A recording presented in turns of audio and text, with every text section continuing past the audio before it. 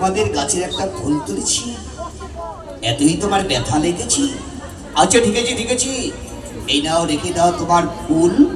আমি তোমার সঙ্গে ভালোবাসা করবো না, আমি এখান থেকে চলেই যাচ্ছি।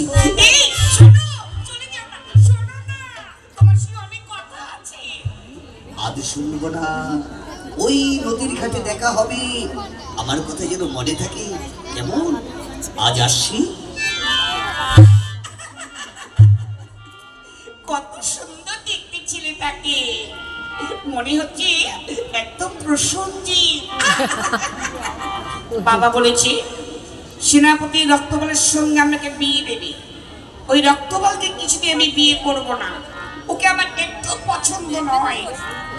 যদি ভালোবাসতে হয়, বিয়ে করতে হয়, এই ছেলেকে ভালোবাসবো। ও হবে আমার জীবন মরণের সাথী।